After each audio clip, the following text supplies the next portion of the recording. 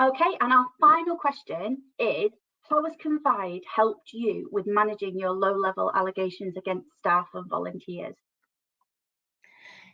Yeah, so the really interesting thing for us was obviously we had this in place before September 2021. And up until that point, I'd been recording them and managing them on a spreadsheet. And so there've been several ways that Confide has helped us. First and foremost, the security aspect of it. I feel much more confident now that we're keeping a secure database. It also allows you to record things and categorize them much more clearly, and that obviously enables analysis of trends and patterns.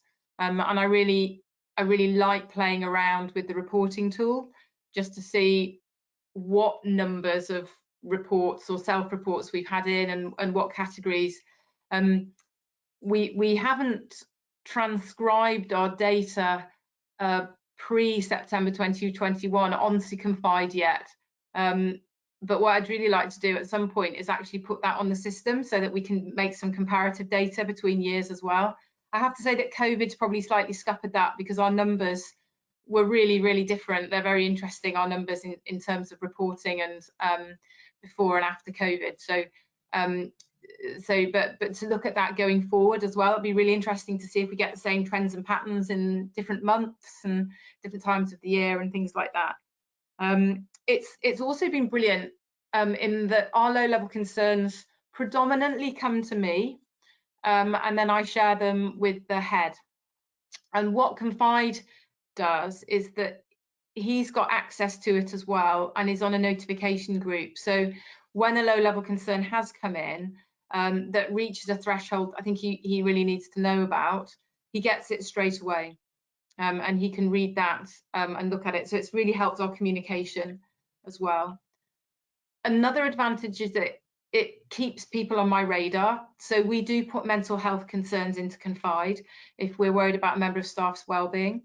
And obviously looking at my dashboard on a regular basis to see which staff are still on there enables me just to check in with them, see how they are, talk to their head of department. Whereas in the past, I think that would have probably slipped off my radar a little bit.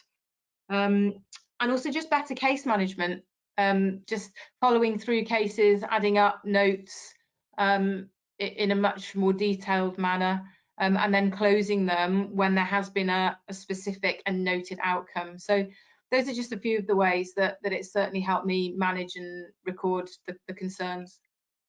Delyth, thank you so much for joining us today. It has been absolutely fantastic having you here. Is there anything that you'd just like to close for our viewers?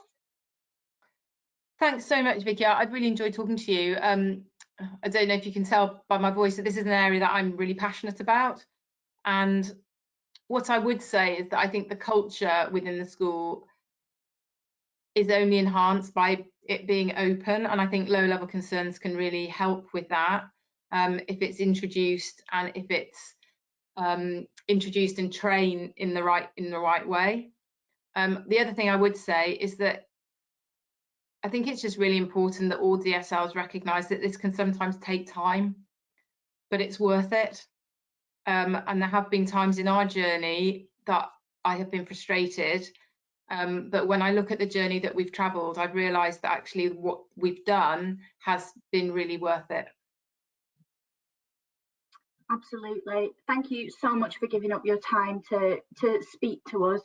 For anybody who'd like to find out more, Delyth has kindly done a podcast for us, and she's also done a case study for us as well. And what we'll do is we'll link all of that into the comments below. But thank you everybody for joining us. We appreciate you spending any of your time listening to us. And if anybody would like to get in touch or speak to us, then just come and contact us on the website.